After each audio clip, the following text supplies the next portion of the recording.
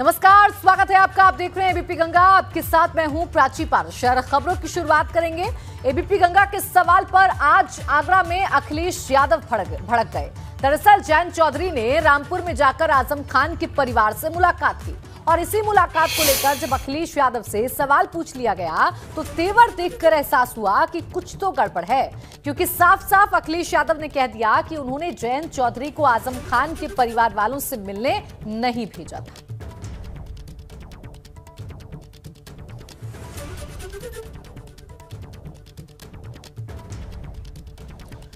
जयंत चौधरी आज आजम परिवार से मिलने के लिए रामपुर पहुंचे और जब ये सवाल अखिलेश यादव से किया गया तो उन्होंने भड़ककर जवाब दिया, जो कहीं ना कहीं इस तरफ इशारा करता है कि इस गठबंधन में कुछ गड़बड़ हो रही है। वो बड़ा सवाल नहीं है। वो देखिए, जो बीजेपी से मिलेगा वो समाजवादी में नहीं रहेगा। आजम खान साहब के परिवार से मिले हैं। ये जैन जी से पूछिए, मुझे नहीं पता। ये अच्छी बात है, ये अच्छी बात है मिलना, लेकिन ये अच्छी बात है मिलना परिवार से, लेकिन बड़ा सवाल ये है। नहीं, मैंने नहीं भेजा। वो बड़ा सवाल नहीं है। वो देखिए, जो बीजेपी से मिलेगा वो समाजवादी में नहीं रहेगा। आजम खान साहब के परिवार से मिले हैं। ये जैन जी से पूछिए, मुझे नहीं पता। ये अच्छी बात है, ये अच्छी बात है मिलना, लेकिन ये अच्छी बात है मिलना परिवार से, लेकिन बड़ा सवाल ये है। नहीं, मैंने नहीं भेजा। वो बड़ा सवाल नहीं है। वो देखिए, जो बीजेपी से मिलेगा वो समाजवादी में नहीं रहेगा। इधर भाजपा ने अखिलेश यादव के बयान पर पलटवार किया है। केशव प्रसाद मौर्य का कहना है कि सपा में ये समस्या बनी रहेगी, तो कैबिनेट मंत्री जयवीर सिंह का कहना है कि अखिलेश यादव के पास अब कुछ कहने के लिए नहीं बचा है। अखिलेश यादव से जब एबीपी गंगा ने पूछा शिवपाल जी पर, तो अखिलेश यादव ने कहा जो बीजेपी के साथ है वो सपा के साथ नहीं होगा। यार, सपा की समस्या से हमें क्या लेना देना, वो समस्या बनी रहे। अखिलेश यादव से जब एबीपी गंगा ने पूछा शिवपाल जी पर, तो अखिलेश यादव ने कहा जो बीजेपी के साथ है वो सपा के साथ नहीं होगा। यार, सपा की समस्या से हमें क्या लेना देना, वो समस्या बनी रहे। देखिए, हमारे यहाँ जो अधूरी परियोजना है सौदर में 173 परियोजना पूरी करके हम दे रहे हैं। और पहला प्रयास है कि इको टूरिज्म की ओर हम जा रहे हैं। लेटेस्ट टेक्नोलॉजी का इस्तेमाल करके ब्रांडिंग मार्केटिंग की ओर बढ़ेंगे। और अगला जो भी परियोजनाएं हमारी अलाभकारी हैं उनको हम BBB में ले जाएंगे। ये हम लोगों का निर्णय है। नहीं, कंधा तो चल रही है, परेड आएंगे। हेलीपोर्ट तो दे दिए, 4 हम दिए, कल ही दे दिए। जलतन अब 3 से जोड़ रहे हैं। हमने क्रूज भी दिए वाराणसी में और क्रूज लाने वाले हैं। हम लोग हेली सेवा भी दे रहे हैं। हम लोग भाई रोड भी डेवलपमेंट के लिए जो कनेक्टिविटी है वो उसको बहुत बेहतरीन बनाने का काम कर रहे हैं। दरअसल जो नाराजगी आप देख रहे हैं उसकी असली वजह ये तस्वीरें हैं। आपको हम दिखाते हैं कौन सी तस्वीरों का जिक्र हम कर रहे हैं। एक मुलाकात हुई, रालोद अध्यक्ष जयंत चौधरी आजम खान के परिवार वालों से मिले। रामपुर पहुंचकर जयंत चौधरी ने अब्दुल्ला आजम से मुलाकात की। अब्दुल्ला आजम के साथ तंजीम फातिमा यानी आजम खान की बीवी भी मौजूद थी। जैसे ही यह तस्वीर निकलकर सामने आई, वैसे ही सियासी सरगर्मियां बढ़ गईं। एक तरफ चर्चा यह है कि अखिलेश यादव के संदेश को जयंत चौधरी ने आजम खान के परिवार वालों तक पहुंचाया, जिससे अब तक जो डेंट लगा है उसे रोका जा सके, क्योंकि पश्चिमी यूपी और खासकर रामपुर के आसपास के इलाकों में मुसलमानों में आजम खान का अच्छा खासा दबदबा है। लेकिन खुद अखिलेश यादव ने सामने आकर साफ कर दिया कि उन्होंने जयंत चौधरी को आजम खान के परिवार वालों से मिलने नहीं भेजा था। इसके बाद एक चर्चा ने रफ्तार पकड़ ली है कि लगातार रालोद का विस्तार करने का काम जयंत चौधरी कर रहे हैं। पश्चिमी यूपी में उसे मजबूत करना चाह रहे हैं। ऐसे में कहीं से मुलाकात आजम परिवार को अपने साथ लाने की तो नहीं है। खैर, जब इस बारे में जयंत चौधरी से पूछा गया तो वो मामले को टाल गए। आरएलडी नेता जयंत चौधरी जो हैं वो रामपुर जा रहे हैं, आजम खान के परिवार से मिलने के लिए जा रहे हैं। आप देख सकते हैं कि जयंत चौधरी के जो समर्थक हैं वो उनका स्वागत कर रहे हैं। जयंत चौधरी से हम बात करने की कोशिश करते हैं कि जयंत चौधरी जो है रामपुर जा रहे हैं, क्या कार्यक्रम है और किन लोगों से वो मिलने आज जा रहे हैं। जयंत जी, क्या कार्यक्रम? मीडिया वालों का चौधरी जी, आज क्या कार्यक्रम है? रामपुर आप जा रहे हैं, क्या क्या कार्यक्रम? रामपुर के हरदीप जी जो एक प्रमुख गवाह थे, उसके साथ जो बर्ताव हुआ, मारपीट की गई है, और उसके पश्चात सुप्रीम कोर्ट ने भी आशीष मिश्रा टेनी का बेल को रद्द करने का निर्णय लिया है। तो वहाँ जाके सभी उन किसानों से मैं मिलूंगा। इसके अलावा आप बताया जा रहा है कि आजम खान के परिवार से भी मिलने वाले हैं आज। हाँ, क्योंकि रामपुर जा रहे हैं, स्वाभाविक है, तो उनके परिवार से भी जरूर मुलाकात करेंगे। इस दौरान जब नाराजगी का दौर चल रहा है, इस्तीफे हो रहे हैं समाजवादी पार्टी में आजम खान के समर्थन में, क्या संदेश लेके जा रहे हैं? नहीं, वो समाजवादी पार्टी के लीडर हैं और वो उनका फैसला है, वो उनके पार्टी का फैसला है, उसमें दखलंदाजी मैं नहीं दूंगा। अखिलेश यादव जी का कोई संदेश है? नहीं, मैं तो अपनी बात कहने जा रहा हूँ। सबकी सहानुभूति है और कठिन दौर से वो परिवार गुजर रहा है, तो उनसे मिलेंगे। आप मानते हैं कि जो नाराजगी शुरू हुई है चुनाव के एकदम बाद, ये जायज़ है? चुनाव के नतीजे खराब भी हैं और अच्छे भी हैं। विपक्ष को और मेहनत करने की ज़रूरत है और एकजुट रहकर हम काम करेंगे, मेहनत करेंगे। मतलब आप चाहेंगे कि आजम खान समाजवादी में बने रहें? करेंगे उनसे बात। अपना भी कुछ चांस है? परिवार के लोगों की क्या भावना है, पहले मैं बैठूंगा उनके साथ, बात करेंगे। क्या आजम खान के परिवार को आप न्योता देंगे आरएलडी की तरफ आने का? ऐसी कोई बात नहीं, ऐसी कोई बात नहीं। अच्छा, जो लाउड स्पीकर को लेकर के विवाद चल रहा है, क्या कहना चाहिए?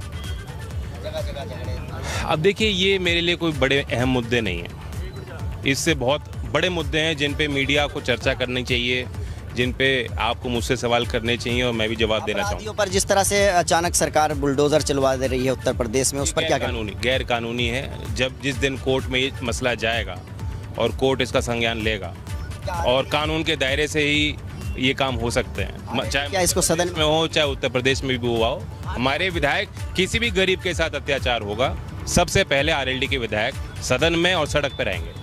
ये है जयंत चौधरी जो अभी रामपुर जा रहे हैं, रास्ते में हैं, मुरादाबाद पहुंच चुके हैं। और जयंत चौधरी का कहना है कि इस बीच जो नाराज़गी चल रही है समाजवादी परिवार में, आजम खान के परिवार में, वो चाहेंगे कि परिवार एकजुट रहे और वो आज आजम खान के परिवार से मिलने वाले हैं। तंजीन फातिमा से मिलेंगे, अब्दुल्ला आजम से मिलेंगे। क्या बातचीत होगी, जब मिलने के बाद बाहर निकलेंगे उसके बाद भी हम इनसे प्रतिक्रिया लेने की कोशिश करेंगे। Ubaidur Rahman, ABP news network, Moradabad. लेकिन नाराजगी भी लाजमी हो जाती है क्योंकि अखिलेश यादव को लग रहे हैं एक के बाद एक झटके। जब से चुनाव परिणाम सामने आए हैं तब से लगातार सहयोगी दल तेवर दिखा रहे हैं, तो वहीं अपने एक एक कर अखिलेश यादव का साथ छोड़ रहे हैं। बुधवार को भी ऐसा ही झटका लगा। रामपुर से अखिलेश यादव के खिलाफ जैसे ही आवाज उठनी शुरू हुई, उसके बाद तो कई मुस्लिम पदाधिकारियों ने अनदेखी का आरोप लगाते हुए पार्टी से इस्तीफा दे दिया। इसी कड़ी में मुलायम सिंह यूथ ब्रिगेड के जिला उपाध्यक्ष अदनान चौधरी ने अखिलेश यादव को अपना इस्तीफा भेज दिया। अदनान चौधरी का कहना है कि मुस्लिमों पर हो रहे अत्याचार पर अखिलेश यादव बिल्कुल चुप हैं। आजम खान के साथ हो रहे अत्याचार के विरुद्ध अखिलेश यादव कुछ भी कहने को तैयार नहीं।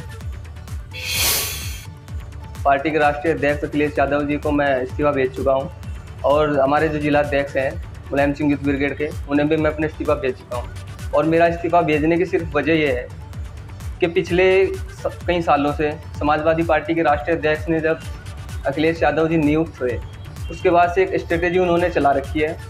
खासकर मुस्लिम नेताओं को उन्होंने इग्नोर करना चालू किया है। उन्होंने चाहे तो अखिलेश यादव जी ने दबाव में या किसी भी प्रेशर में मुस्लिमों को इतना इग्नोर कर दिया कि आज स्थिति ये हो गई कि करीब 2-2.5 साल से आजम खान साहब जेल के अंदर हैं। उनके परिवार पर अत्याचार हो रहे हैं।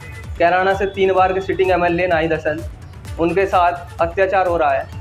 पार्टी के राष्ट्रीय अध्यक्ष अखिलेश यादव जी एक चोंच खोलने तक को तैयार नहीं है। अदनान चौधरी के साथ साथ सपा के पूर्व जिला महासचिव सिकंदर अली ने भी सपा को अलविदा कह दिया। इस दौरान सिकंदर अली ने अखिलेश यादव की चुप्पी पर सवाल उठाते हुए कहा कि ये वो सपा नहीं है जो मुलायम सिंह यादव के वक्त थी। हमने पिछले 2 दशक तक समाजवादी पार्टी में काम किया, लेकिन इस 2022 के विधानसभा चुनाव में समाजवादी पार्टी के मुखिया अखिलेश यादव जी ने 90% से भी ज़्यादा मुस्लिमों का वोट लिया, लेकिन मुस्लिम मुद्दों पर बोलते हुए उन्हें जो है ना एक गूंगी का गुड़ खाए हुए हैं और राजनीति इस तरह कर रहे हैं जैसे राजनीति को कायर करते हैं। आज मुस्लिम मुद्दों पर बोलने के लिए तैयार नहीं है। समाजवादी पार्टी के बड़े बड़े नेता जेलों के अंदर हैं, लेकिन जो है ना वो जो है ना। सीएम योगी आदित्यनाथ ने एनेक्सी में शिक्षा विभाग का प्रेजेंटेशन देखा और साथ ही अधिकारियों को नए लक्ष्य दिए हैं। जिससे उत्तर प्रदेश में शिक्षा का स्तर और ऊपर जा सके। इसमें सभी जिलों में अभ्युदय योजना शुरू करने के निर्देश दिए। मेजर ध्यानचंद खेल विश्वविद्यालय मेरठ का निर्माण कार्य तेजी से किया जाए। कमिश्नरी स्तर पर स्पोर्ट्स कॉलेज, स्पोर्ट्स एकेडमी की स्थापना के लिए पीपीपी मॉडल अपनाने पर विचार किया जाए। परिषदीय विद्यालयों में सत्र 2022-23 में 2 करोड़ छात्र छात्राओं के नामांकन का लक्ष्य दिया। 6 महीने में यूनिफॉर्म, बैग, स्वेटर, जूता, मोजा का पैसा देने का आदेश दिया।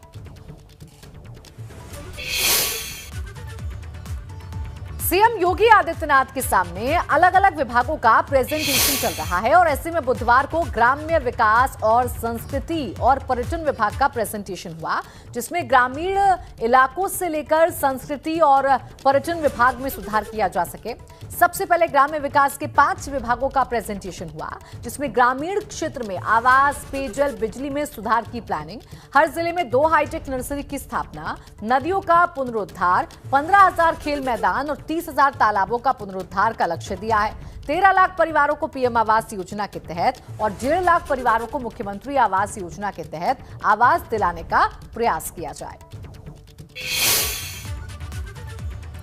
ग्राम्य विकास विभाग के बाद संस्कृति एवं पर्यटन विभाग का प्रेजेंटेशन हुआ, जिसमें प्रयागराज, मथुरा, गोरखपुर और वाराणसी में भजन संध्या स्थल तैयार हो, हनुमानगढ़ी से श्री राम जन्मभूमि तक 4 लेन भक्ति पथ का निर्माण हो, लखनऊ में महाराजा बिजली पासी के किले पर लाइट एंड साउंड शो का आयोजन, प्रदेश के सभी 75 जिलों में पर्यटन एवं संस्कृति परिषद का गठन किया जाए, मथुरा के बरसाना और प्रयागराज में झूसी से त्रिवेणी पुष्प तक रोपवे निर्माण कराया जाए, लखनऊ और प्रयागराज में हेली टूरिज्म की संभावनाओं को बढ़ाया जाए।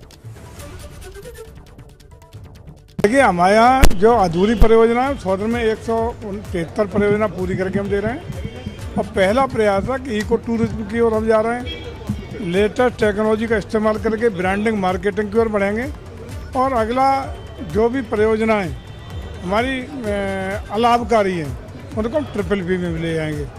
ये हम लोगों का निर्णय है। ना कंधा वो तो चल रही है, परेड आएंगे, हेलीपोर्ट तो दे दिए, 4 हम दिए, कल ही दे दिए, जल तो अब 3 से जोड़ रहे हैं। हमने क्रूज भी दिए वाराणसी में और क्रूज लाने वाले हैं। हम लोग हेली सेवा भी दे रहे हैं।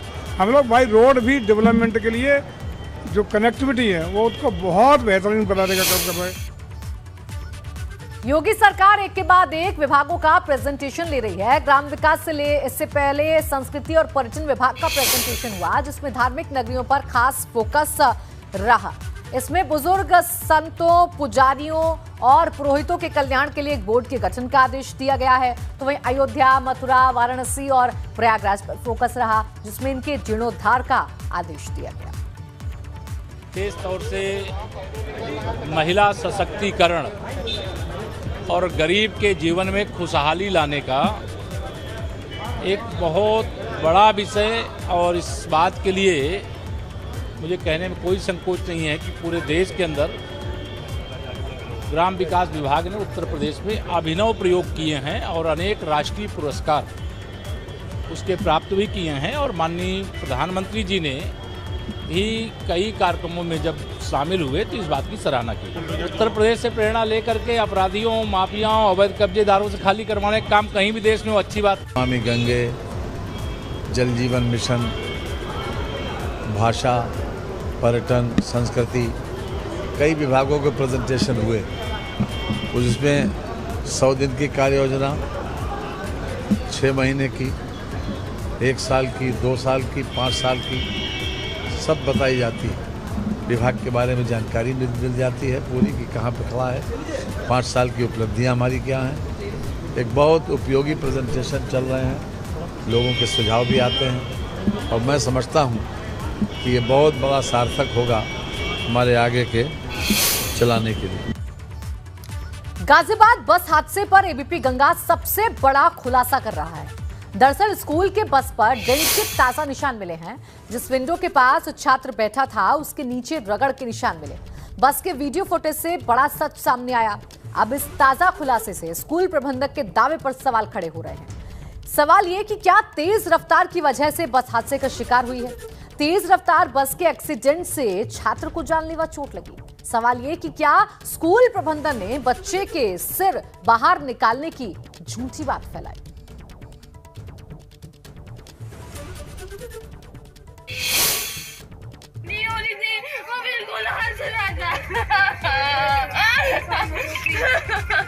पूरा सर फटा हुआ है मैम उसका इस साइड से। सर फट रहा है इसका।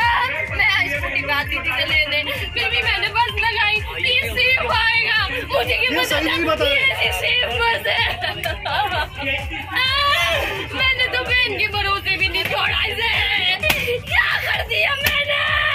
नियोली थी वो बिल्कुल हंस रहा था। पूरा सर फटा हुआ है मैम उसका इस साइड से। सर फट रहा है इसका। मैं स्कूटी बात दी थी लेने, फिर भी मैंने बस लगाई, ये सेफ आएगा, मुझे क्या पता ये सेफ बस है। मैंने तो बहन के भरोसे भी नहीं छोड़ा इसे। क्या कर दिया मैंने? स्कूल बस हादसे में बच्चे की मौत मामले में गाजियाबाद से लखनऊ तक हड़कंप मचा हुआ है। एक तरफ जहां मुख्यमंत्री योगी आदित्यनाथ ने इस पूरे मामले पर गाजियाबाद के डीएम से पूरी रिपोर्ट मांगी है, तो वहीं परिजनों की शिकायत पर पुलिस ने स्कूल प्रबंधक उमेश कुमार मोदी, प्रिंसिपल, ड्राइवर और स्कूल मैनेजमेंट पर एफआईआर दर्ज कर ली है। परिजनों की तहरीर पर थाना मोदीनगर में मुकदमा दर्ज हुआ है।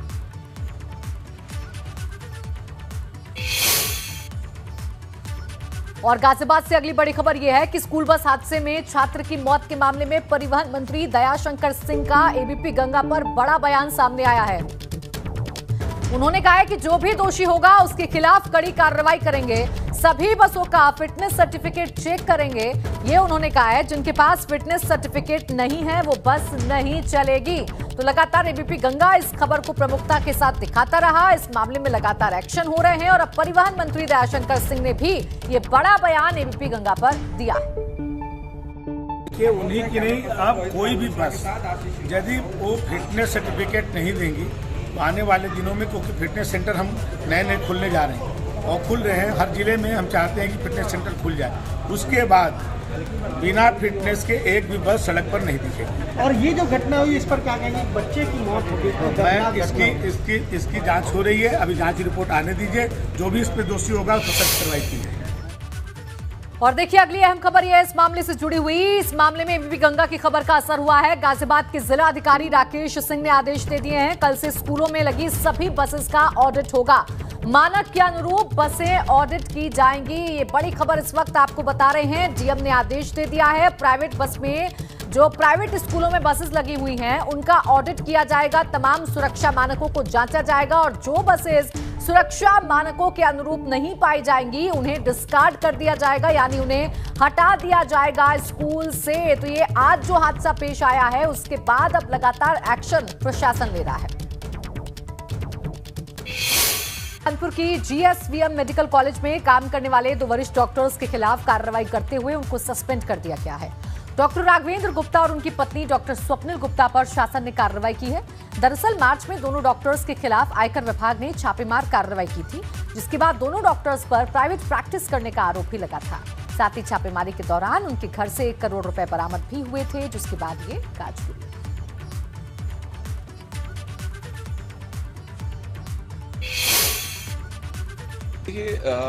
जो अभी 2 महीने पहले की बात है कि डॉक्टर राघवेंद्र और उनकी जो पत्नी है डॉक्टर स्वप्निल, जो पैथोलॉजी में काम करते हैं, डॉक्टर राघवेंद्र न्यूरोसर्जरी में थे, उनके घर में इनकम टैक्स का एक छापा पड़ा था जिसमें 1.3 करोड़ रुपीस करीब जो नकदी बरामद हुई थी, जिसका लेखा जोखा उनके पास में नहीं था। ऐसा मैंने भी अखबारों में पढ़ा, मुझे पूरा डिटेल नहीं मालूम है। और दूसरी बात यह है कि उनके ऊपर आरोप भी लगे थे कि प्रैक्टिस के, हालांकि मेरे पास में कोई एविडेंस नहीं है, लेकिन जैसे उनके ऊपर आरोप लगा था कि वो प्रैक्टिस भी करते थे किसी हॉस्पिटल में और उनकी अपनी पैथोलॉजी और भी चलती थी। तो इसी के दृष्टिगत सरकार ने कठोर कदम उठाते हुए उनको तत्काल रूप से सस्पेंड कर दिया है। उन्नाव पुलिस ने आकाश अपहरण मामले की गुत्थी सुलझाई तो खुद पर घर वाले ही हैरान रह गए, क्योंकि आकाश का अपहरण हुआ ही नहीं था, बल्कि उसे बाकायदा अपने अपहरण की साजिश रची थी और फिर परिवार वालों से व्हाट्सएप के जरिए फिरौती मांगी। दरअसल आकाश 17 अप्रैल को गायब हो गया था, जिसके बाद परिवार वालों के पास 2 लाख की फिरौती का मैसेज आया और एडिटेड फोटो भेज दी, जिसके बाद पुलिस ने जब ट्रेस किया तो सारा मामला खुल गया। पुलिस ने आकाश को बिजनौर से हिरासत में ले लिया। पुलिस के सामने भी आकाश ने सारा खुलासा कर दिया, जिसके बाद उसे जेल भेज दिया गया। थाना मोरावा क्षेत्र के एक युवक ने अपने अपहरण की दिनांक 17 तारीख को एक फर्जी अपहरण की सूचना दी और ये पूरा षड्यंत्र किया था और इसने जो है अपने जो है व्हाट्सएप से मैसेज किए और फिरौती के लिए पैसा की डिमांड का जो है मतलब मैसेज भेजा। किंतु इसके जो है इसने कुछ जो है गलतियां की थी। उन गलतियों के आधार पर जो है जब हम लोग हमारी टीम एसओजी की टीम और सर्विलांस की टीम ने जब इनको ट्रेस किया तो इनको जो है इनका सारा पूरा जो उनके द्वारा षड्यंत्र किया गया था उसका पर्दाफाश हुआ है। आज इनको जो है अपने षड्यंत्र को झूठा षड्यंत्र रचने के जुर्म में इनको जो है जेल भेजा जाए। बाराबंकी में बुलडोजर दहाड़ा तो माफियाओं के पसीने छूट गए। एसडीएम के आदेश पर नवाबगंज की सरकारी जमीन पर कब्जा करने वालों के खिलाफ बुलडोजर चला और सरकारी तालाबों पर अवैध कब्जे को हटाया गया। इस कार्रवाई से अवैध कब्जा करने वालों के खिलाफ हड़कंप मच गया।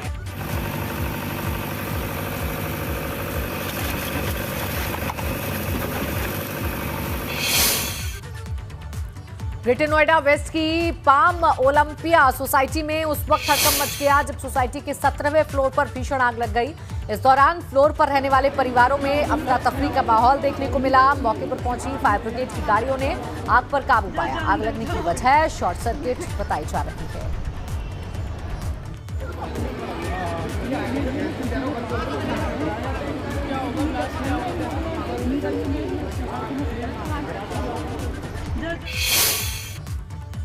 औरैया में भी आग का कहर देखने को मिला जहां किसानों की कई बीघा फसल भून कर जल उठी। फफूंद इलाके के 2 गांव में अलग अलग आग लगने की घटना हुई जिसमें गेहूं के खेत में आग लग गई जिससे अफरा तफरी देखने को मिली।